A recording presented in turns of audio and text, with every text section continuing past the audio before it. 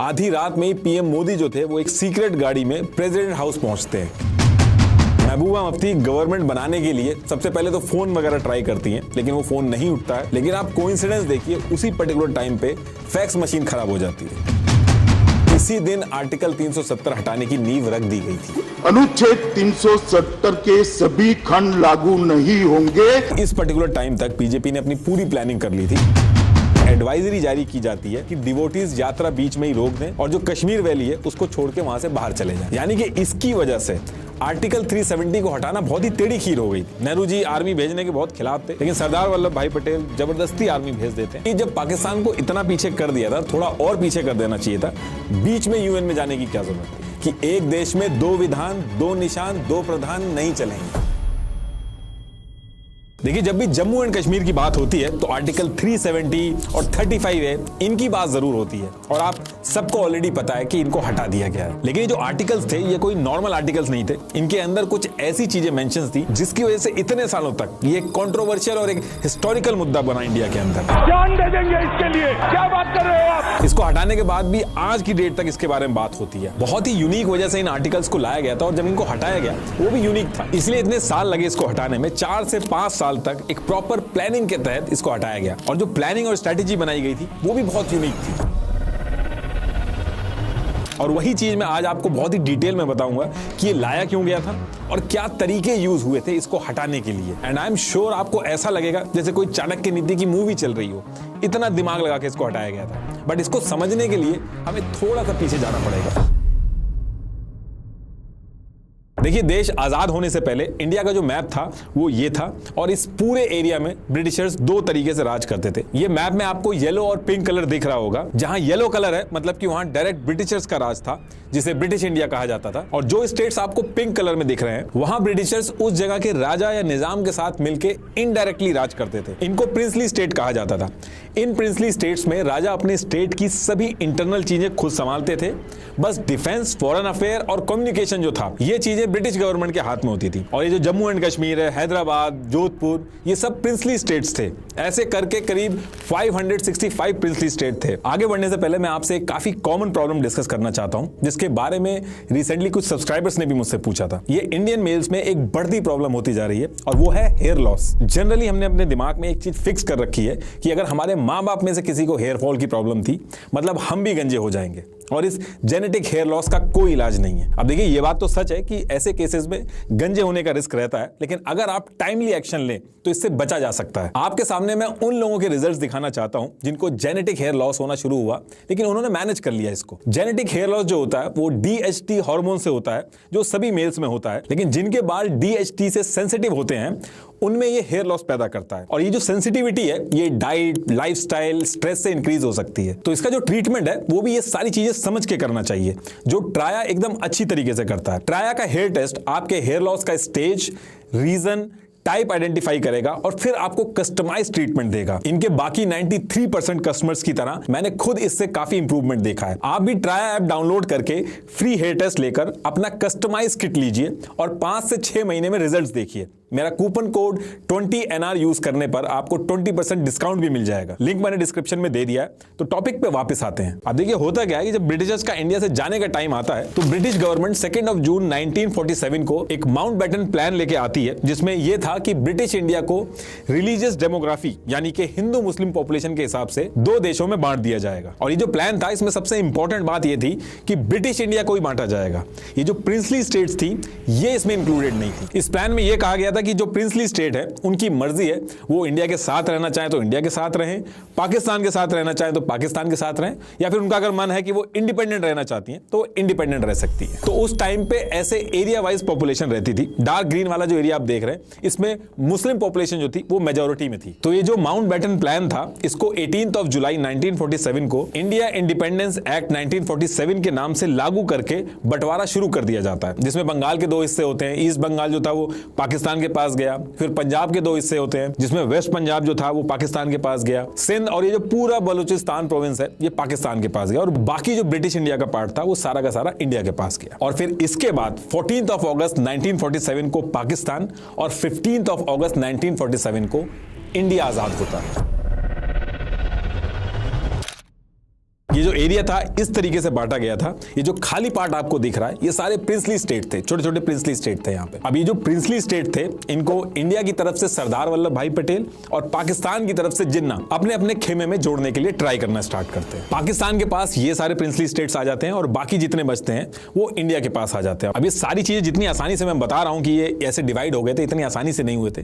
कुछ को लालच देके, कुछ को डंडे के जोर पे, बहुत ही मुश्किलों से इन प्रिंसली स्टेट्स को साथ में जोड़ा गया था। तो जब भी इन प्रिंसली स्टेट को जोड़ा जाता था तो ये जो इंस्ट्रूमेंट ऑफ एक्सेशन डॉक्यूमेंट है ये साइन कराया जाता था। इस डॉक्यूमेंट में मेनली वही सेम चीजें थी जो ब्रिटिशर्स के साथ जो अरेंजमेंट था, सेम वही अरेंजमेंट इस डॉक्यूमेंट के अंदर भी लिखा गया था। डिफेंस, फॉरेन अफेयर और कम्युनिकेशन, इनको छोड़ के जो बाकी इंटरनल मैटर है वो राजा खुद देखेगा। बाकी फिर टाइम के साथ आगे चल के इनसे मर्जर एग्रीमेंट भी साइन करा लिया गया था, जिसमें इनकी जो रियासतें थी वो पूरी तरीके से इंडिया के साथ जुड़ गई थी। अब देखिए जितने भी प्रिंसली स्टेट थे, छोटे बड़े जितने भी थे, सबका मैटर सॉल्व हो गया था, लेकिन 3 जगह पे आके बात फंस गई थी और वो 3 जगह थी जम्मू एंड कश्मीर, जूनागढ़ और हैदराबाद। और रीजन इसके पीछे यह था कि जूनागढ़ और हैदराबाद में राजा मुस्लिम था, लेकिन इनके स्टेट के अंदर जो मेजॉरिटी थी वो हिंदू जनता थी। ऐसे ही जम्मू एंड कश्मीर में राजा हिंदू था, लेकिन जो पॉपुलेशन थी उनमें मेजॉरिटी जो थी वो मुस्लिम्स की थी। और इन तीनों प्रिंसली स्टेट्स को अपनी तरफ करने के लिए पाकिस्तान और इंडिया में बहुत ज्यादा बहस चालू हो गई थी। जूनागढ़ का जो नवाब था महाबत खान रसूल खान जी, इन्होंने क्या किया था, इन्होंने अपने स्टेट के अंदर जो दीवान रखा था वो शाह नवाज भुट्टो इसको बनाया था। इसका जूनागढ़ से कुछ लेना देना नहीं था, ये कराची से था। तो जूनागढ़ के राजा के साथ साथ ये जो दीवान था इसका झुकाव भी पाकिस्तान की तरफ था। और फिर 15 अगस्त 1947 को जब जूनागढ़ की पाकिस्तान और इंडिया से जुड़ने की बात चल रही थी तो जूनागढ़ के निजाम और राजा ने कहा कि वो पाकिस्तान के साथ जाके मिलेंगे और इन्होंने 15 सितंबर 1947 को पाकिस्तान के साथ इंस्ट्रूमेंट ऑफ एक्सेशन साइन कर दिया। और इसी पर्टिकुलर टाइम पे जम्मू एंड कश्मीर और हैदराबाद यहां भी इसी तरीके के डिस्कशन चल रहे थे, वो भी अभी आगे बताऊंगा। पहले जूनागढ़ का मैं बता देता हूं आपको। अब जूनागढ़ के राजा ने जब इंस्ट्रूमेंट ऑफ एक्सेशन साइन वगैरह किया तो सरदार वल्लभ भाई पटेल जो थे ये बहुत ज्यादा गुस्सा हो जाते हैं कि एक तरफ तुमने ये कह के पार्टीशन करवा दिया कि हिंदू और मुस्लिम साथ में नहीं रह सकते, और दूसरी तरफ जो हिंदू मेजोरिटी वाला स्टेट है उसको आप अपने में मिला रहे हो। वहीं जिन्ना का कहना था कि इस हिसाब से तो जम्मू एंड कश्मीर में मुस्लिम ज्यादा हैं तो वो तो हमें मिलना चाहिए, इसलिए कश्मीर हमें दे दो। और फिर इधर से कहा जाता था कि इंडिया तो सेकुलर कंट्री है, यहाँ तो किसी भी रिलीजन के लोग रह सकते हैं। तो ये सारी बहस जब चल रही थी तो इसी बीच क्या होता है कि जूनागढ़ के अंडर में 2 रियासतें थी, मंगरोल और बवरियावाद। तो इनके जो राजा थे वो इंडिया के साथ मिल गए और पेपर वगैरह भी साइन करने लगे।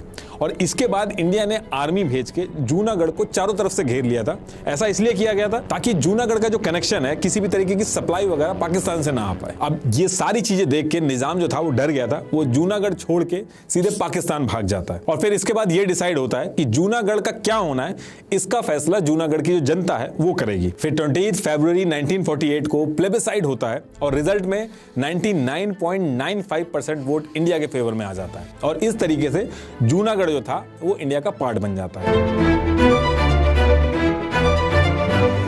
ये स्टोरी जो जूनागढ़ की है ये अभी आपको इररिलेवेंट लग रही होगी, लेकिन अभी आगे जब मैं जम्मू एंड कश्मीर की बात करूंगा तब आपको थोड़ा सा इसका रेलेवेंस समझ में आएगा। और अब बात करते हैं हैदराबाद की। इसी टाइम पे हैदराबाद में भी इशू चल रहे थे, तीनों जो स्टेट है सेम टाइम पे इशू चल रहे थे। अब हैदराबाद में पॉपुलेशन हिंदू मेजोरिटी में थी, लेकिन निजाम मीर उस्मान अली खान का जो मन था वो ये था कि वो इंडिपेंडेंट रहे और अगर मजबूरी में किसी कंट्री के साथ मिलना भी है तो पाकिस्तान से मिले। लेकिन हैदराबाद को अगर आप देखोगे तो वो इंडिया के बीचों बीच है, तो ये चीज पॉसिबल नहीं थी और इंडिया के लिए भी बहुत बड़ा थ्रेट हो जाता कि बीच में ऐसे कोई जगह होती जो पाकिस्तान बनी हुई होती। तो इंडिया की तरफ से बैक टू बैक बातचीत स्टार्ट होना शुरू होती है और काफी प्रेशर डेवलप होता है। तो निजाम क्या करता है कि वो 1 साल का टाइम मांगता है और स्टैंड स्टिल एग्रीमेंट जो होता है वो साइन कर लेता है। इसमें वो कहता है कि 1 साल तक वो जैसी सिचुएशन है वैसी रहेगी और उसके 1 साल के बाद हम लोग डिसाइड करेंगे कि हैदराबाद और इंडिया का कैसा रिलेशन रहेगा। और इंडिया इस पर्टिकुलर टाइम में बड़ी आसानी से ये चीज मान जाता है क्योंकि जम्मू एंड कश्मीर में भी इंडिया फंसा हुआ था, तो वो पहले वहां डील कर रहा था। लेकिन हैदराबाद का जो निजाम था उसने इस 1 साल के अंदर पहले तो पाकिस्तान के साथ मिलकर स्ट्रेटेजी बनाना स्टार्ट किया,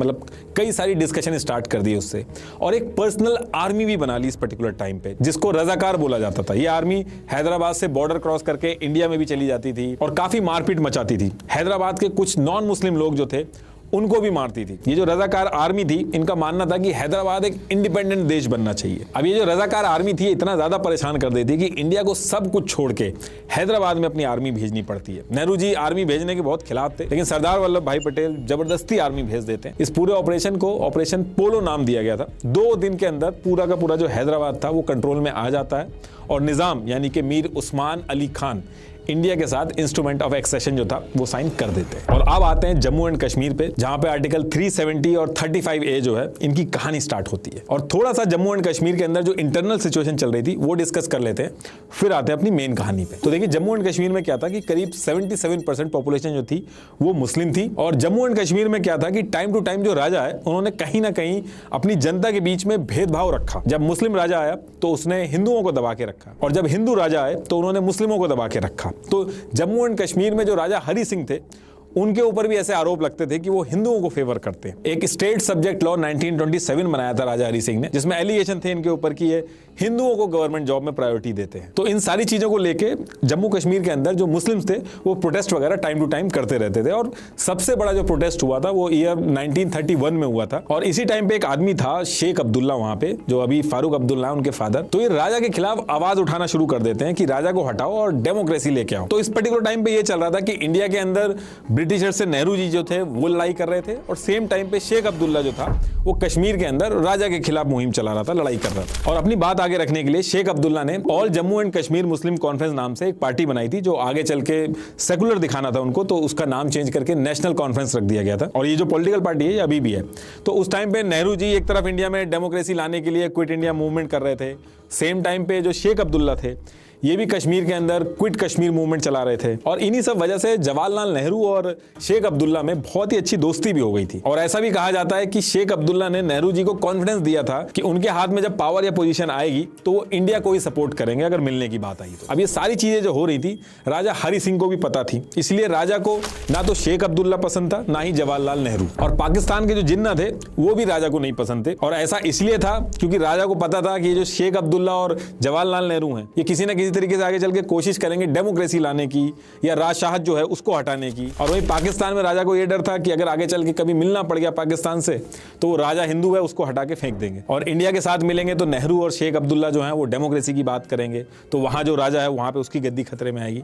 तो कुल मिलाकर राजा को अपनी गद्दी बहुत प्यारी थी, इसलिए उसने कहा कि उसको इंडिपेंडेंट रहना है, उसको किसी से नहीं मिलना है। तो इसीलिए जब इंडिया और पाकिस्तान आजाद हुए तो राजा ने कहा कि ना तो उसको इंडिया से मिलना है ना पाकिस्तान से मिलना है, वो कोई इंस्ट्रूमेंट ऑफ एक्सेशन जो है उसको साइन नहीं करेगा।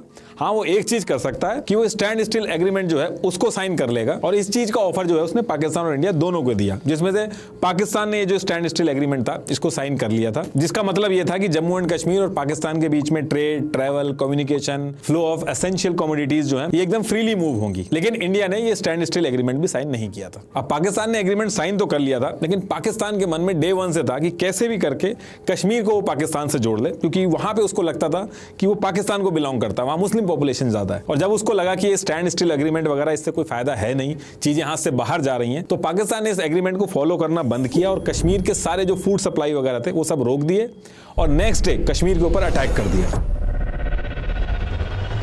लेकिन अटैक करने के लिए पाकिस्तान ने अपनी मिलिट्री नहीं भेजी, इसकी बजाय अनऑफिशियली एक पश्तून ट्राइब थी वहां की, उसको लड़ने के लिए भेजा ताकि पाकिस्तान के ऊपर ब्लेम ना आए। पाकिस्तान ने इस साइड से अटैक करना स्टार्ट किया और कुछ ही दिनों में पाकिस्तान के लड़ाके यहां तक यानी कि श्रीनगर के बहुत करीब पहुंच गए थे। और कश्मीर के अंदर पहुंच के जो लड़ाके थे इन्होंने बहुत ज्यादा मारकाट मचाई, क्या हिंदू क्या मुस्लिम किसी को नहीं छोड़ा। अब इसके बाद ये लोग राजा हरि सिंह के एरिया में भी एंटर करने वाले थे और राजा को समझ में आ गया था कि अब जम्मू एंड कश्मीर भी जाएगा हाथ से और उसकी जान भी खतरे में है।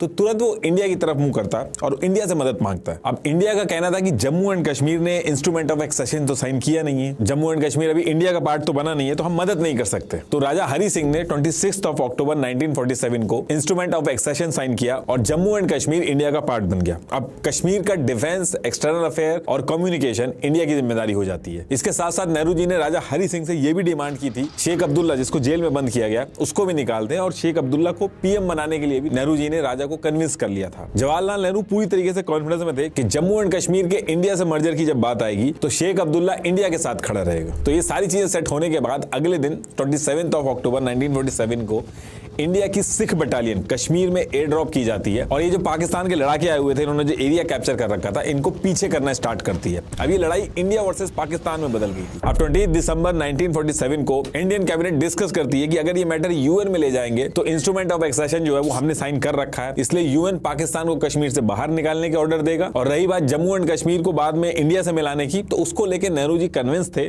कि फैसला इंडिया के हक में जाएगा। और अगर प्लेबिसाइड की भी नौबत आती है तो जम्मू और लद्दाख की जो पॉपुलेशन है वो इंडिया के फेवर में है, और कश्मीर में मैटर अगर फंसेगा तो शेख अब्दुल्ला जो है वो इंडिया के फेवर में है, वो लोगों को कन्विंस कर लेगा इंडिया के साथ जुड़ने के लिए। तो ये सारी चीजें सोच के 21 अप्रैल 1948 को यूएन में पहुंचते हैं लोग। लेकिन उस टाइम पे यूएन के अंदर यूएसए का बहुत इंफ्लुएंस था और यूएसए पाकिस्तान के फेवर में था उस पर्टिकुलर टाइम पे। फिर इसके कुछ टाइम बाद यूएन का रेजोल्यूशन आता है जिसमें सबसे पहली चीज तो ये मेंशन थी कि जो जहां पे है वहीं पे वॉर को रोक दे, और 1 जनवरी 1949 को इंडिया पाकिस्तान जहां पे थे वहीं पे रुक गए और उसी जगह को एलओसी लाइन ऑफ कंट्रोल बना दिया गया। दूसरी चीज यूएन ने कही कि जम्मू एंड कश्मीर में क्या होगा इसका फैसला जम्मू एंड कश्मीर की जनता करेगी। तो सबसे पहले तो पाकिस्तान जम्मू एंड कश्मीर से अपनी जितनी भी फोर्सेज हैं उनको बाहर निकालेगा, फिर इंडिया अपनी फोर्सेज को बाहर निकालेगी। उसके बाद जम्मू एंड कश्मीर में प्लेबिसाइड होगा जो कि जम्मू एंड कश्मीर का एडमिनिस्ट्रेशन करवाएगा। फिर डिसाइड होगा कि जम्मू एंड कश्मीर किस देश में जाके मिलेगा। अब इस पर्टिकुलर चीज के लिए नेहरू जी को बहुत ज्यादा क्रिटिसाइज किया जाता है कि राजा हरि सिंह एक ऐसी सिचुएशन में फंसे हुए थे जहां उनके जीने मरने की बात थी। तो आप उस पर्टिकुलर टाइम पे जो चाहते वो साइन करा सकते थे, मर्जर एग्रीमेंट वगैरह कोई भी शर्त वगैरह हो आप उस पर्टिकुलर टाइम पे मनवा सकते थे। और दूसरी चीज, जब पाकिस्तान को इतना पीछे कर दिया था, थोड़ा और पीछे कर देना चाहिए था, बीच में यूएन में जाने की क्या जरूरत थी। लेकिन नेहरू जी के सपोर्ट में जो लोग रहते हैं उनका यह मानना है कि अगर मिलिट्री के दम पे कश्मीर को ले लिया जाता तो वो एक टेम्परेरी सोल्यूशन होता। दूसरी दिक्कत इसमें यह आती कि पाकिस्तान का जो क्लेम था जूनागढ़ और हैदराबाद में कि दोनों स्टेट के राजा पाकिस्तान के साथ जुड़ना चाहते थे, जूनागढ़ में तो इंस्ट्रूमेंट ऑफ एक्सेशन भी साइन हो गया था, सेम वही जम्मू एंड कश्मीर वाली सिचुएशन थी। तो वहां पे ये जो क्लेम था पाकिस्तान का वो बहुत स्ट्रांग हो जाता है इंटरनेशनल प्लेटफॉर्म पे। तो इसलिए नेहरू जी प्लेबिसाइड करा के जम्मू एंड कश्मीर को लेना चाहते थे। और दूसरी चीज, नेहरू जी को शेख अब्दुल्ला पे बहुत कॉन्फिडेंस था, जो आगे चल के शेख अब्दुल्ला ने उस कॉन्फिडेंस को तोड़ा भी। तो देखिए अब यूएन का रेजोल्यूशन आ चुका था, यूएन के हिसाब से पाकिस्तान को पीछे हटना था, फिर प्लेबिसाइड होना था, तो ये सारी चीजें यूएन ने मेंशन कर दी थी। लेकिन जब पाकिस्तान था वो तो पीछे हटा नहीं, और प्लेबिसाइड की जो बात थी वो तो जब तक पीछे हटेगा नहीं तब तक होगी कैसे। तो उस पर्टिकुलर टाइम पे ये डिस्कशन स्टार्ट हो गया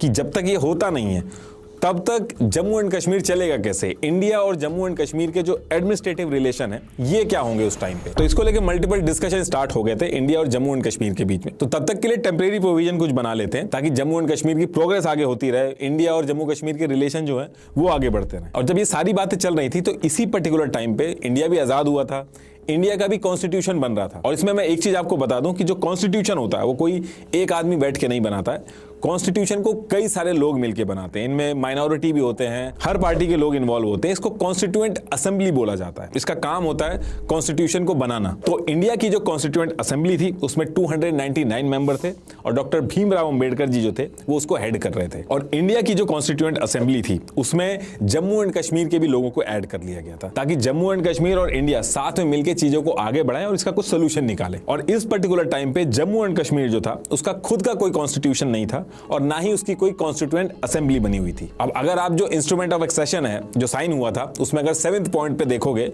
तो इसमें लिखा है कि किसी भी कीमत पे फ्यूचर में इंडिया का जो कॉन्स्टिट्यूशन है वो जम्मू एंड कश्मीर पे नहीं चलेगा, बस फॉरेन अफेयर, डिफेंस और कम्युनिकेशन जो है इसके मैटर पे कॉन्स्टिट्यूशन बनाया जा सकता है, वो भी कंसल्टेशन के साथ। तो इस बात का सॉल्यूशन निकालने के लिए ये डिस्कशन स्टार्ट हो गए थे कि जो पॉइंट मेंशन है इंस्ट्रूमेंट ऑफ एक्सेशन में इनकी भी वैल्यू रहे और इंडिया के कॉन्स्टिट्यूशन के जो कुछ प्रोविजंस हैं वो भी जम्मू कश्मीर में लागू हो जाए। और इस चीज का सॉल्यूशन गोपाल स्वामी अयंगर ने निकाला। इन्होंने एक टेम्परेरी और स्पेशल प्रोविजन आर्टिकल 370 इंट्रोड्यूस किया और इसको इस तरीके से बनाया गया कि जम्मू एंड कश्मीर की ऑटोनॉमी भी बनी रहे और इंडिया के कॉन्स्टिट्यूशन के कुछ प्रोविजंस जो हैं वो भी जम्मू एंड कश्मीर में इंटीग्रेट हो जाए। Assured Kashmiri people, the people of Jammu and Kashmir, that if they will be staying a part of India under certain conditions, and Article 370 guarantees those conditions. So no power on this earth can take away, Article 370 from, the people of J&K state. तो अब question ये है कि ये जो article 370 है इसमें था क्या।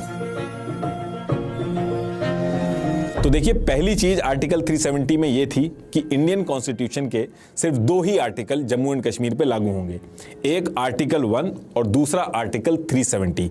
इसके अलावा कोई और आर्टिकल जो है इंडियन कॉन्स्टिट्यूशन का जम्मू एंड कश्मीर पे लागू नहीं होगा। आर्टिकल 1 में यह था कि India that is Bharat is a union of state, और ये जो फ्रेज है यूनियन ऑफ स्टेट, इसमें जम्मू एंड कश्मीर भी है। मतलब कि Jammu and Kashmir is an integral part of India. और इस पर्टिकुलर आर्टिकल को लेकर कोई भी विवाद नहीं है, चाहे वो जम्मू कश्मीर से कोई हो चाहे इंडिया से हो, दोनों लोग ये मानते हैं कि जम्मू एंड कश्मीर जो है वो इंडिया का पार्ट है। इनफैक्ट जम्मू एंड कश्मीर का जो आगे चल के कॉन्स्टिट्यूशन भी बना था, उसमें भी सबसे पहला आर्टिकल में यही लिखा गया है कि जम्मू एंड कश्मीर जो है वो इंडिया का इंटीग्रल पार्ट है। तो अब ये तो आर्टिकल 1 की बात हो गई। अब आर्टिकल 370 में यह था कि इंडिया का जो पार्लियामेंट है वो इंडिया के लिए तो कुछ भी लॉ बना सकता है, लेकिन इंडिया का पार्लियामेंट जम्मू एंड कश्मीर के लिए सिर्फ 3 चीजों पे ही रूल्स एंड रेगुलेशन बना सकता है। और वो 3 चीजें क्या थी, वो इंस्ट्रूमेंट ऑफ एक्सेशन में मेंशन थी, मतलब कि फॉरेन अफेयर, डिफेंस और कम्युनिकेशन। और इन तीनों सब्जेक्ट पे भी जब लॉ बनाएगा इंडिया का पार्लियामेंट, तो जम्मू एंड कश्मीर की जो गवर्नमेंट है उससे भी कंसल्टेशन करेगा, एक बार बताना होगा। तो अब क्वेश्चन ये है कि ये जो 3 सब्जेक्ट हैं, इसके अलावा भी इंडिया का कॉन्स्टिट्यूशन जम्मू एंड कश्मीर के लिए कुछ प्रोविजन या कुछ लॉ वगैरह बना सकता है क्या? तो इसका आंसर है यस, बनाया जा सकता है, लेकिन उसकी कुछ कंडीशन है जो आर्टिकल 370 में मेंशन है। तो उसमें यह है कि इंडिया, ये जो 3 सब्जेक्ट हैं, डिफेंस, फॉरेन अफेयर और कम्युनिकेशन, अगर इसके अलावा इंडिया का कोई कानून जम्मू एंड कश्मीर में लागू करना है या कोई ऐसा प्रोविजन है जो जम्मू कश्मीर में लागू करना है, तो सबसे पहले प्रेसिडेंट ऑफ इंडिया को एक प्रेसिडेंशियल ऑर्डर पास करना होगा। लेकिन वो जो प्रेसिडेंशियल ऑर्डर होगा वो तब इशू होगा जब जम्मू एंड कश्मीर की जो गवर्नमेंट है वो अप्रूवल देगी, उसके बाद ही वो प्रेसिडेंशियल ऑर्डर जो है वो पास हो सकता है। बाकी इसके अलावा कोई भी और तरीका नहीं है इंडिया का कोई भी कॉन्स्टिट्यूशन जम्मू एंड कश्मीर के अंदर लागू करने का। तो कहने का मतलब यह है कि एक तरह से जम्मू एंड कश्मीर की जो गवर्नमेंट होगी वही डिसाइड करेगी कि इंडिया का कौन सा प्रोविजन या लॉ उनको चाहिए। जैसे जीएसटी के टाइम पे आपने देखा होगा, जब जीएसटी पूरे इंडिया में लागू हो गया था, उसके भी कई दिन बाद जम्मू एंड कश्मीर में लागू हुआ था, क्योंकि तब तक जम्मू एंड कश्मीर की गवर्नमेंट ने अप्रूवल नहीं दिया था। और तीसरी चीज, ये जो आर्टिकल 370 है, जो तीसरा सेगमेंट है, उसमें यह भी लिखा हुआ है कि आर्टिकल 370 को हटाया कैसे जा सकता है। क्योंकि उस टाइम पे ऐसे डिस्कशन होते थे कि ये जो आर्टिकल 370 है ये तो बस तब तक के लिए जब तक प्लेबिसाइड नहीं हो रहा, पाकिस्तान पीछे नहीं हट रहा है, बस तब तक जरूरत है, उसके बाद तो आर्टिकल 370 की जरूरत ही नहीं पड़ेगी। तो आर्टिकल 370 को कैसे हटाया जाएगा, उसमें यह लिखा था कि अगर आर्टिकल 370 को हटाना है तो जम्मू एंड कश्मीर की जो गवर्नमेंट होगी सबसे पहले उससे अप्रूवल लेना होगा, उसके बाद जम्मू एंड कश्मीर की जो कॉन्स्टिट्यूएंट असेंबली होगी उससे अप्रूवल लेना होगा, और जब ये दोनों अप्रूवल दे देंगे उसके बाद प्रेसिडेंट ऑफ इंडिया जो होगा वो प्रेसिडेंशियल ऑर्डर पास करेगा, उसके बाद आर्टिकल 370 हट जाएगा। लेकिन आगे चल के जो 370 को हटाने में जो सबसे बड़ी दिक्कत आती है वो ये आती है कि जम्मू एंड कश्मीर की जो कॉन्स्टिट्यूएंट असेंबली थी उसने जम्मू एंड कश्मीर का कॉन्स्टिट्यूशन बनाया, और बनाने के बाद वो डिसॉल्व हो गई, यानी कि जम्मू एंड कश्मीर की कॉन्स्टिट्यूएंट असेंबली बची ही नहीं, और जब वो बची ही नहीं तो वो अप्रूवल कैसे देगी, यानी कि इसकी वजह से आर्टिकल 370 को हटाना बहुत ही टेढ़ी खीर हो गई थी। और यही रीजन था कि कश्मीर के लीडर एकदम कॉन्फिडेंट होकर बोलते थे कि आर्टिकल 370 कभी भी नहीं हट सकता। We will never be able to remove Article 370. जरा करके दिखाएं, फिर देखें। 200 साल हुकूमत करेगी तो भी वो होता नहीं। You cannot touch Article 370. वो कभी भी अगर वो 10 दफा भी हिंदुस्तान के प्राइम मिनिस्टर बनेंगे तो 370 को नहीं छोड़ सकते। लेकिन हटाया गया, और इतनी प्लानिंग के साथ हटाया गया कि हर कोई हैरान हो गया। अनुच्छेद 370 के सभी खंड लागू नहीं होंगे। 4-5 साल पहले इसकी प्लानिंग करके इसको हटाया गया। अभी आगे एक एक चीज बताऊंगा कि किस तरीके से हटाया गया था और क्या क्या चीजें सेट की गई थी। तो उस टाइम पे जब ये आर्टिकल 370 लाया गया था तो हर कोई इससे एग्री था। शेख अब्दुल्ला को लगा कि आगे चल के डेमोक्रेसी आएगी, हेड ऑफ स्टेट बनेंगे। इधर राजा हरि सिंह ने कहा कि जैसे यूके में मोनार्की होती है, क्वीन और प्रिंस होते हैं, मैं भी वैसे ही बन जाऊंगा, तो वो भी एग्री हो गए।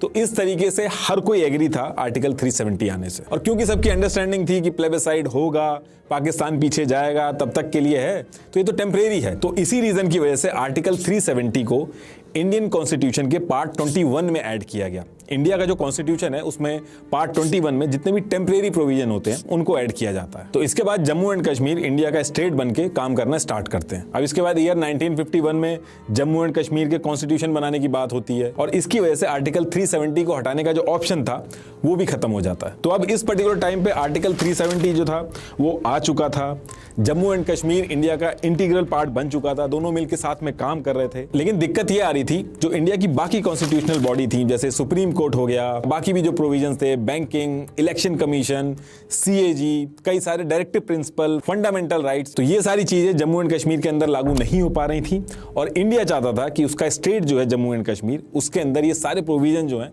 वो ऐड हों। तो इन सारी चीजों को लेके पंडित जवाहरलाल नेहरू शेख अब्दुल्ला से बात करना स्टार्ट करते हैं और मल्टीपल मीटिंग होती है नेहरू और शेख अब्दुल्ला के बीच में, और दिल्ली के अंदर होती है, तो इसको दिल्ली एग्रीमेंट भी बोला जाता है। तो इन सब चीजों को लेके जब नेहरू जी ने नेगोशिएशन स्टार्ट किया तो इधर से शेख अब्दुल्ला ने भी अपनी बातें रखना स्टार्ट की। उसने कहा कि आप प्रोविजन तो ऐड करना चाह रहे हो, लेकिन कश्मीर का अपना खुद का झंडा होगा, उसका खुद का अपना पीएम होगा जिसको सदर ए रियासत बोला जाएगा। इसके साथ साथ जम्मू एंड कश्मीर का एक स्टेट सब्जेक्ट लॉ 1927 था, इसकी भी डिमांड करी शेख अब्दुल्ला ने कि ये भी एप्लीकेबल होना चाहिए। अब क्वेश्चन ये है कि ये स्टेट सब्जेक्ट लॉ 1927 क्या है? तो देखिए 1927 में राजा हरि सिंह इसको लेके आए थे जम्मू एंड कश्मीर की जो लोकल पॉपुलेशन थी उनके राइट्स एंड आइडेंटिटी को प्रोटेक्ट करने के लिए, ताकि आसपास के एरिया के जो बिजनेसमैन थे और वर्कर थे उस टाइम पे जम्मू एंड कश्मीर में आते थे तो वहां की आइडेंटिटी या डेमोग्राफी चेंज ना कर दें। इस वजह से इस लॉ को लाया गया था। इस लॉ में मेनली यही था कि बाहर से कोई आदमी आएगा तो वो लैंड नहीं खरीद सकता, गवर्नमेंट जॉब जो होगी वो उसको नहीं मिलेगी, जो जम्मू एंड कश्मीर के परमानेंट लोकल रहने वाले हैं उनको मिलेगी, परमानेंट रेजिडेंट कौन होगा वो डिसाइड होगा इसमें। तो ये सारी चीजें थी इसमें। तो जवाहरलाल नेहरू इस पे कहते हैं कि जो तीनों चीजें हैं, जो स्टेट लॉ है आपका 1927 वाला, झंडे वाला जो सिस्टम है और जो 2 पीएम की आप बात कर रहे हो, हम ये तीनों चीजें मान लेते हैं। लेकिन अब नेहरू जी ने ये कह तो दिया था, लेकिन ये करना आसान नहीं था, क्योंकि अगर जम्मू एंड कश्मीर में 2 फ्लैग होंगे, 2 प्राइम मिनिस्टर होंगे और स्टेट सब्जेक्ट लॉ मान लिया जाए तो ये तो एक तरह से इंडिया के अंदर डिस्क्रिमिनेशन हो गया। जो इंडिया के बाकी सिटीजन है उनके लिए डिस्क्रिमिनेशन हो गया। इंडियन कॉन्स्टिट्यूशन के चैप्टर ऑफ फंडामेंटल राइट्स है, आर्टिकल 14, आर्टिकल 19, आर्टिकल 21, इनके हिसाब से तो इंडियन सिटीजन में कभी भी डिस्क्रिमिनेशन नहीं होना चाहिए। जैसे मान लो मैं लखनऊ में रहता हूं और मैं कल को गुड़गांव शिफ्ट हो जाता हूं, तो कुछ टाइम बाद मेरी कॉन्स्टिट्यूएंसी चेंज की जा सकती है, मैं गुड़गांव से भी वोट कर सकता हूं, लेकिन जम्मू एंड कश्मीर में मैं जाके 50 साल भी रह लूं तो ऐसा नहीं कर सकता। तो ये चीज इंडिया के बाकी जो स्टेट के लोग थे उनके साथ तो डिस्क्रिमिनेशन हो गया, क्योंकि वो लोग जम्मू एंड कश्मीर में जाके ना तो जमीन खरीद सकते, ना गवर्नमेंट जॉब उनको मिलेगी, चाहे वो कितने भी साल रह ले वहां पे। अभी डिस्क्रिमिनेशन तो था, लेकिन उसके बाद भी इसको लाया गया, अलग अलग कॉन्स्टिट्यूशनल रेमेडीज जो होती हैं उनका यूज करके इसको लाया गया। और वो इसलिए लाया गया ताकि इंडिया के जो बाकी प्रोविजन है, जैसे सुप्रीम कोर्ट, इलेक्शन कमीशन, ये सारी चीजें जम्मू कश्मीर के अंदर भी लागू हों, और वो बहुत जरूरी थी। और यही वो टाइम था जब आर्टिकल 370 के अंडर आर्टिकल 35A लाया गया। और जिस तरीके से आर्टिकल 370 में मेंशन था कि पहले प्रेसिडेंशियल ऑर्डर लाना होगा, फिर जम्मू एंड कश्मीर की जो स्टेट होगी वो परमिशन देगी, तो ठीक उसी तरीके से आर्टिकल 35A को आर्टिकल 370 के अंदर लाया गया। इसीलिए आप देखोगे कि जो चीजें मेंशन है आर्टिकल 35A में, वो सब वही जम्मू एंड कश्मीर का जो स्टेट सब्जेक्ट लॉ 1927 है उसी से मिलती जुलती हैं। अब क्योंकि इसकी वजह से 2 फ्लैग हो गए थे, 2 पीएम बन गए थे, और परमानेंट रेजिडेंस के जो रूल थे वो भी अलग थे, तो इसी वजह से आगे चल के लोग इसको कहते थे कि ये तो एक तरह से जम्मू एंड कश्मीर के अंदर ड्यूअल सिटीजनशिप है। तो आगे चल के आर्टिकल 35A जो था उसको बहुत क्रिटिसाइज किया जाता था, लेकिन उस पर्टिकुलर टाइम पे जब ये लागू हुआ था तो पूरे इंडिया में जश्न मनाया गया था। वो इसलिए क्योंकि इंडियन कॉन्स्टिट्यूशन के मेजॉरिटी ऑफ प्रोविजन जो थे वो इंप्लीमेंट हो गए थे जम्मू एंड कश्मीर में, और जम्मू एंड कश्मीर के लोग थे वो भी खुश हो गए थे, क्योंकि उनको लग रहा था कि जब तक प्लेबिसाइड होगा, इंडिया के जो सिटीजन हैं वो यहाँ आके जमीनें खरीद लेंगे, यहाँ की सिटीजनशिप ले लेंगे, तो यहाँ की डेमोग्राफी चेंज हो जाएगी। तो ये जो आर्टिकल 35A है ये इंप्लीमेंट हो गया, तो इसकी वजह से उनकी डेमोग्राफी खराब नहीं होगी, तो वो भी बहुत खुश थे। अब देखिए, जब ये आर्टिकल 35A इसको जब इंप्लीमेंट करने की बात चल रही थी तो शेख अब्दुल्ला के तेवर और एम्बिशन दोनों बदल चुके थे। जो कॉन्फिडेंस वो इंडिया को पहले दे रहे थे, अब इस पर्टिकुलर टाइम पे वो चीज चेंज हो चुकी थी। इनफैक्ट हर चीज में वो मना करने लगे थे, और इंटेलिजेंस की रिपोर्ट से ये भी पता चला था कि इन्होंने पाकिस्तान के साथ भी नेगोशिएशन स्टार्ट कर दी थी। इनफैक्ट आर्टिकल 35A को ये रोकने के चक्कर में भी थे। तो फिर इसी टाइम पे इनके ऊपर एक देशद्रोह का केस सामने आता है, जिसे कश्मीर कॉन्स्पिरेसी केस भी कहते हैं। तो इस केस के चक्कर में शेख अब्दुल्ला को हटा दिया जाता है, और जो उनके डेप्यूटी पीएम थे बख्शी गुलाम मोहम्मद, उनको पीएम बना दिया जाता है। और फिर आर्टिकल 35A के जितने भी डिस्कशन होते हैं वो कंटिन्यू करते हैं, और आगे चल के आर्टिकल 35A इंप्लीमेंट हो जाता है। उस टाइम पे यानी कि ईयर 1954 में हमारे जो प्रेसिडेंट थे वो राजेंद्र प्रसाद थे, तो उन्होंने प्रेसिडेंशियल ऑर्डर 1954 पास किया, जिसको जम्मू एंड कश्मीर की गवर्नमेंट ने अप्रूव किया, और फिर आर्टिकल 35A को आर्टिकल 3070 के अंदर में ऐड कर दिया गया। ये जो 1954 का प्रेसिडेंशियल ऑर्डर है, इसी के थ्रू जितने भी कॉन्स्टिट्यूशन थे जम्मू कश्मीर के अंदर ये डाले गए थे। इनफैक्ट 2019 से पहले अमेंडमेंट कर करके बहुत सारे अमेंडमेंट किए गए थे, और इंडियन कॉन्स्टिट्यूशन के जितने भी प्रोविजन वगैरह थे, जैसे कि banking, finance, CAG, election commission वगैरह, हर चीज इसी 1954 प्रेसिडेंशियल ऑर्डर में अमेंडमेंट कर करके डाले गए थे। जैसे जो पीएम की पोस्ट थी जम्मू एंड कश्मीर के अंदर, इसी प्रेसिडेंशियल ऑर्डर 1954 को अमेंड करके उसको चेंज करके सीएम कर दिया गया था। पीएम की जगह आप सीएम होने लगे थे। तो ये जो प्रेसिडेंशियल ऑर्डर 1954 है ये बहुत ही इंपॉर्टेंट था। 97 आइटम्स जो इंडियन कॉन्स्टिट्यूशन की यूनियन लिस्ट में मेंशन थे उसमें से 94 आइटम जम्मू एंड कश्मीर में ऐड किए गए इसी प्रेसिडेंशियल ऑर्डर को अमेंड कर करके। इसलिए आप देखोगे जब बहस वगैरह भी होती है जो इंडिया के अगेंस्ट में रहते हैं तो वो कहते हैं कि दिल्ली एग्रीमेंट और प्रेसिडेंशियल ऑर्डर 1954 से पहले की बात करो, उसके बाद की बात मत करो। तो ऐसे ही धीरे धीरे करके सारी चीजें की गई। आगे चल के इंडिया के अंदर राजशाही जो थी उसको खत्म किया गया। इंडिया चाइना वॉर हुई, इंडिया पाकिस्तान की वॉर हुई, पाकिस्तान की तरफ से इंसर्जेंसी भी काफी हुई जम्मू एंड कश्मीर के अंदर, क्योंकि वॉर में पाकिस्तान हार रहा था तो उसने कश्मीर में इंसर्जेंसी करके कश्मीर के अंदर जो प्रॉक्सी वॉर वगैरह होती है उसका सहारा लिया, जिसकी वजह से मल्टीपल ऐसे इवेंट हुए, 40,000 से ज्यादा लोगों की जान गई और हजारों इंडियन आर्मी के जवान शहीद हुए। तो इस पूरे टाइम पे कश्मीर में क्या क्या इवेंट हुए, कितना अनरेस्ट था, वो आपको ऑलरेडी पता है। तो ये जो सारे इवेंट हुए इसके बाद जम्मू एंड कश्मीर रीजन की जो डेमोग्राफी थी वो भी चेंज हुई। और वो कैसे हुई एक बार जल्दी से वो भी दिखा देता हूं आपको। उसके बाद डायरेक्ट आर्टिकल 370 कैसे हटा उसकी बात करेंगे। ये लाइन है, ये जम्मू से शुरू होती है NJ 9842 तक। यही लाइन LOC है जहां पे लड़ाई रुकी थी। इसके बाद कई सालों बाद इंडिया को पता चलता है कि पाकिस्तान इस एरिया को लेने का प्लान कर रहा है। तो इंडिया सियाचिन ग्लेशियर जो था उसके अंदर भी अपनी आर्मी बैठा देती है, जिससे NJ 9842 से बढ़ के LOC जो है वो यहां तक हो गई। इस पॉइंट को इंदिरा कोल कहा जाता है। फिर आगे चल के आपको पता है कि चाइना ने हमसे ये पार्ट ले लिया। ये पाकिस्तान ऑक्यूपाइड कश्मीर है, ये 3 पार्ट में चल रहा है। ये पार्ट जिसको सक्शाम वैली बोलते हैं, तो ये पार्ट तो पाकिस्तान ने चाइना को दे दिया। बाकी जो एरिया है उसको पाकिस्तान ने 2 पार्ट में डिवाइड कर दिया। एक गिलगिट बाल्टिस्तान जिसको पाकिस्तान खुद चला रहा है, और दूसरा ये मीरपुर मुजफ्फराबाद वाला एरिया जिसको पाकिस्तान आजाद कश्मीर के नाम से बुलाता है। इसको पाकिस्तान एक इंडिपेंडेंट स्टेट कहता है। यहाँ पे इन्होंने एक अलग से प्रेसिडेंट, पीएम ये सब अपॉइंट कर दिए, हालांकि चलाता इसको पाकिस्तान ही है। और अब बात करते हैं कि जो आर्टिकल 370 है ये हटा कैसे। तो देखिए होता क्या है कि सेम टाइम पे बीजेपी जो पॉलिटिकल पार्टी है वो बहुत तेजी से ऊपर आ रही थी, और बीजेपी के जो नेता थे वो आर्टिकल 370 और नेहरू जी ने जिस तरीके से इस पूरी सिचुएशन को डील किया था इससे बहुत गुस्सा थी। इनफैक्ट बीजेपी ने आगे चल के अपने मैनिफेस्टो में भी डाल रखा था कि हमारी सरकार बनेगी तो हम आर्टिकल 370 को हटा देंगे। उस टाइम पे मोदी जी ऐसे धरना देते थे, लाल चौक में फैसला हो जाएगा किसने अपनी मां का दूध पिया। और आपने नारे भी सुने होंगे बीजेपी के नेताओं के मुंह से कि एक देश में 2 विधान, 2 निशान, 2 प्रधान नहीं चलेंगे। एक देश में 2 विधान, 2 प्रधान और 2 निशान नहीं चलेंगे तो वह नहीं ही चलेंगे। लेकिन हो ये रहा था कि बीजेपी जम्मू एंड कश्मीर के अंदर चुनाव तो लड़ रही थी लेकिन उतनी सीट्स नहीं मिल रही थी। और फिर इसके बाद ईयर आता है 2014, और फिर 25 नवंबर 2014 से 20 दिसंबर 2014 तक जम्मू एंड कश्मीर में इलेक्शन होते हैं, और बीजेपी पूरी जान लगा के इलेक्शन लड़ती है। और इस बार जब रिजल्ट आता है तो हर कोई शॉक था। बीजेपी जिसको ज्यादा सीटें नहीं मिलती थी जम्मू एंड कश्मीर में, उसको 25 सीटें मिली, जो कि पीडीपी से 3 सीटें पीछे थी। पीडीपी को 28 सीट मिली थी। और इस इलेक्शन में बीजेपी ने जो नंबर अचीव किया था उसकी वजह से सिचुएशन ऐसी बन रही थी कि बीजेपी के सपोर्ट के बिना जम्मू एंड कश्मीर में गवर्नमेंट बनाना मुश्किल हो रहा था, क्योंकि बाकी जितनी पार्टी थी उनमें भी लड़ाई थी। तो फिर यहां से बीजेपी ने क्या किया, पीडीपी जो कि आइडियोलॉजिकली बिल्कुल अपोजिट है बीजेपी से, उससे बात करना स्टार्ट किया। और अचानक से पता चलता है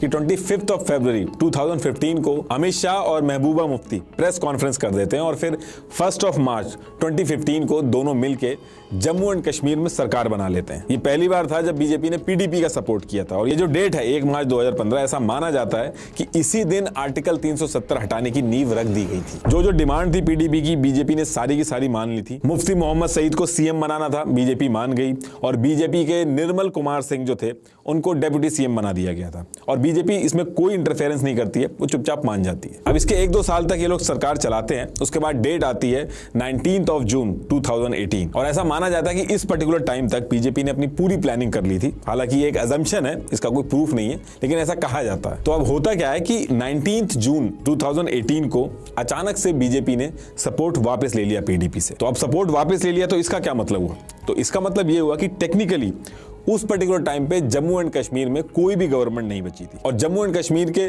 कॉन्स्टिट्यूशन के आर्टिकल 92 के हिसाब से जब ऐसी सिचुएशन होगी, मतलब कि जम्मू एंड कश्मीर में गवर्नमेंट का ब्रेकडाउन होगा या कोई कॉन्स्टिट्यूशनल ब्रेकडाउन होगा, तो डायरेक्ट प्रेसिडेंट रूल नहीं लगेगा। उसकी बजाय शुरू के जो 6 मंथ होंगे उसमें जम्मू एंड कश्मीर का जो गवर्नर होगा वो चलाएगा जम्मू एंड कश्मीर को। अब इसके बाद क्या होता है कि 23 अगस्त 2018 को सत्यपाल मलिक को गवर्नर बना के जम्मू एंड कश्मीर के अंदर भेजा जाता है। और ऐसा कहा जाता है कि इस पर्टिकुलर टाइम पे इनके ऊपर जो इंडियन गवर्नमेंट थी उनको बहुत कॉन्फिडेंस था कि ये बहुत सही से उस चीज को हैंडल करेंगे। सत्यपाल मलिक 2012 में ये बीजेपी के नेशनल वाइस प्रेसिडेंट भी बन चुके थे, तो इनके ऊपर बीजेपी को कॉन्फिडेंस बहुत था। तो इसके बाद जम्मू एंड कश्मीर में सिचुएशन ये थी कि गवर्नमेंट कोई थी नहीं और गवर्नर जो था वो ये सारी चीजें डील कर रहा था। लेकिन सत्यपाल मलिक जी के जम्मू एंड कश्मीर के अंदर आके गवर्नर बन जाने से काम पूरा नहीं होना था। असली गेम शुरू होना था 6 महीने बाद, जब प्रेसिडेंट रूल लगेगा। और सब लोग उसी का वेट कर रहे थे कि 6 महीने पूरे हों और प्रेसिडेंट रूल लगे जम्मू एंड कश्मीर के अंदर। अब ये जो 6 महीने बचे थे, इस बीच में अगर गवर्नमेंट बन जाती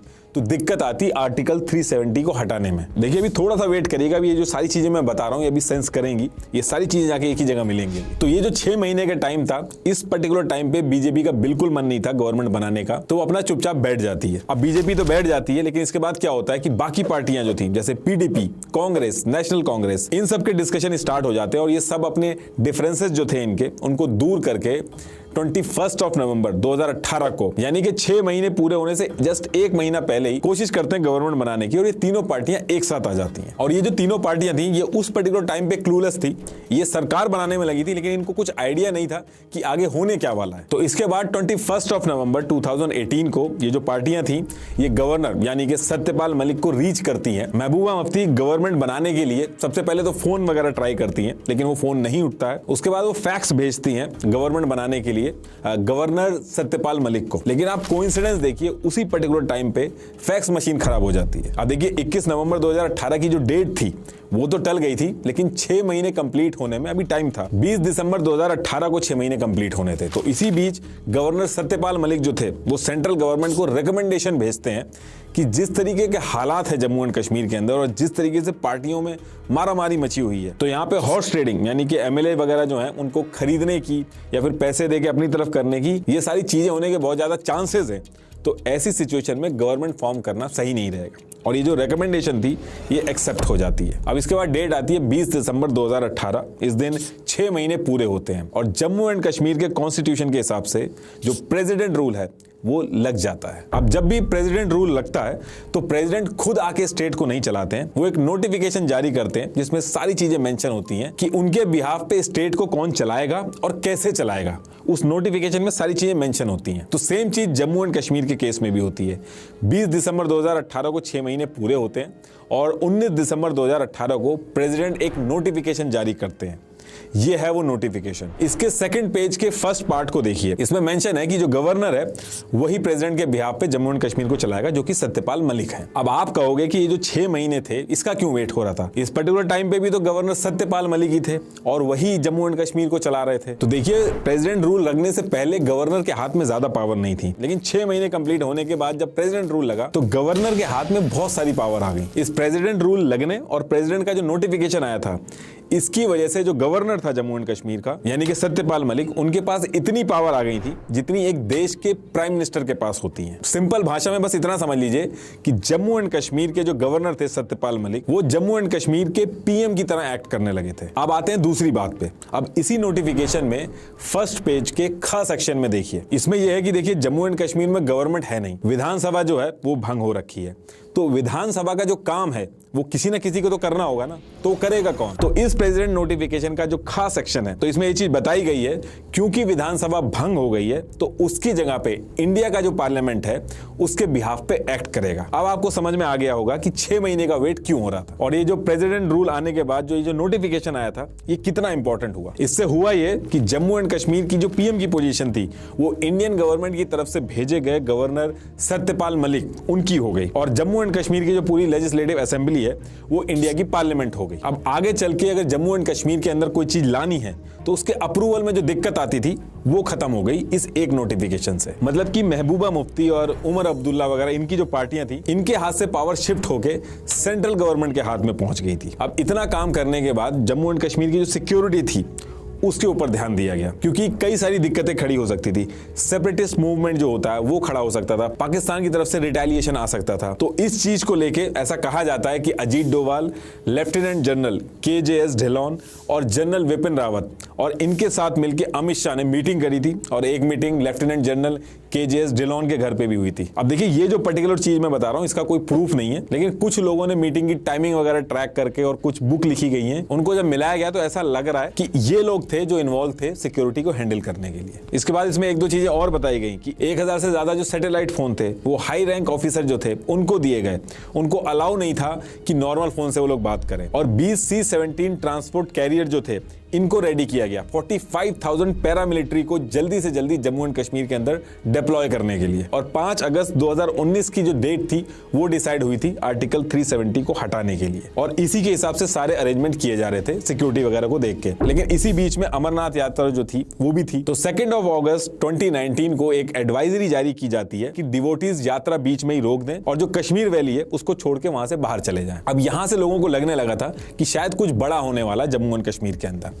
फिर इसके 2 दिन बाद 4 अगस्त 2019 को जितने कश्मीर के लोकल लीडर थे इनको हाउस अरेस्ट नजरबंद कर दिया गया और मोबाइल भी ले लिए गए इनसे। और उसी दिन रात में धारा 144 भी लागू कर दी गई। और इसमें यह भी बताया गया कि 4 अगस्त की जो रात थी, आधी रात में ही पीएम मोदी जो थे वो एक सीक्रेट गाड़ी में प्रेसिडेंट हाउस पहुंचते हैं। और ऐसा माना जाता है कि 5 अगस्त 2019 को यानी कि नेक्स्ट डे मॉर्निंग में जो होना था उसके डिस्कशन के बारे में बात करने के लिए गए थे। अब इसके बाद वो दिन आ जाता है जिस दिन आर्टिकल 370 को हटाना था, यानी कि 5 अगस्त 2019 मॉर्निंग का टाइम था। और मॉर्निंग में ही इंडिया के जो प्रेसिडेंट हैं वो एक नोटिस इशू करते हैं, ये उस नोटिस की कॉपी है। अब देखिए क्वेश्चन ये है कि नोटिफिकेशन का मतलब क्या था और इसको इशू क्यों किया गया। तो देखिए शुरू में मैंने एक चीज बताई थी आपको, आर्टिकल 370 को हटाने के लिए एक प्रोसेस है जिसमें जम्मू एंड कश्मीर की जो गवर्नमेंट है और कॉन्स्टिट्यूएंट असेंबली से परमिशन लेनी होगी, तभी आर्टिकल 370 हट सकता है। अब कॉन्स्टिट्यूएंट असेंबली जो है जम्मू एंड कश्मीर की वो तो डिसॉल्व हो गई है, वो तो है नहीं, तो फिर अप्रूवल कौन देगा। तो ये जो प्रेसिडेंट का नोटिफिकेशन आया था मॉर्निंग में,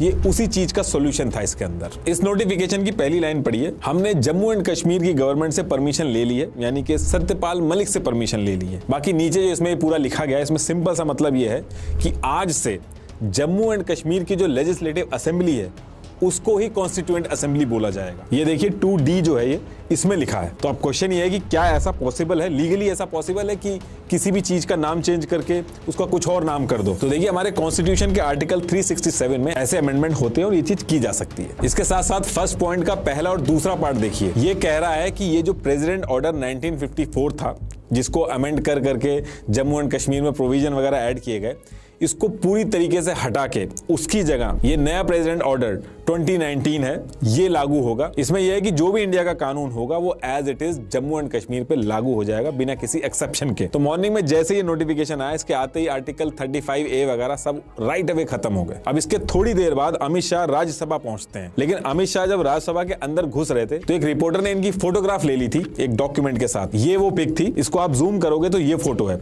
इसमें मेंशन है कि कौन कब क्या काम करेगा और इससे ही समझ में आ गया था कि रात में पीएम मोदी प्रेसिडेंट से मिलने क्यों गए थे। और पूरे मीडिया में इस पिक की वजह से हल्ला हो गया था और लोगों को समझ में आ गया था कि आर्टिकल 370 हटाने की तैयारी चल रही है। तो इसके बाद अमित शाह जो थे उनकी एंट्री राज्यसभा के अंदर होती है और अब टाइम था आर्टिकल 370 का पूरी तरीके से हटने का। अब यहाँ पे अमित शाह जो थे वो रेजोल्यूशन लेके आए थे और उनका काम यह था कि इस रेजोल्यूशन को पास कराना, यानी कि अब वोटिंग होगी राज्यसभा और लोकसभा में और अगर मेजोरिटी में वोटिंग आ जाती है तो ये जो रेजोल्यूशन है ये पास हो जाएगा। तो अब क्वेश्चन ये है कि इस रेजोल्यूशन के अंदर था क्या। तो देखिए ये उस रेजोल्यूशन की कॉपी है। तो इसमें यह था कि आर्टिकल 370 के जितने भी पार्ट हैं ये सारे के सारे खत्म होंगे। दूसरी चीज, इंडिया का constitution as it is Jammu and Kashmir पर लागू हो जाएगा बिना किसी एक्सेप्शन के। और इस रेजोल्यूशन को इस तरीके से बनाया गया था कि आगे चल के कोई और गवर्नमेंट भी आएगी तो उसको भी हटाने में दिक्कत आएगी। तो इसके बाद वोटिंग हुई लोकसभा और राज्यसभा दोनों जगह पे रेजोल्यूशन पास हो गया और जैसे ये पास हुआ प्रेसिडेंट ऑफ इंडिया ने इसको अप्रूव कर दिया। अब ये होते ही आर्टिकल 370 पूरी तरीके से जम्मू एंड कश्मीर से हट चुका था और अब Indian government Jammu and Kashmir में रूल बनाने के लिए उसको अप्रूवल नहीं लेना होगा। तो इस तरीके से आर्टिकल 370 को हटाया गया। लास्ट में एक बार फिर से आपको बता दूं,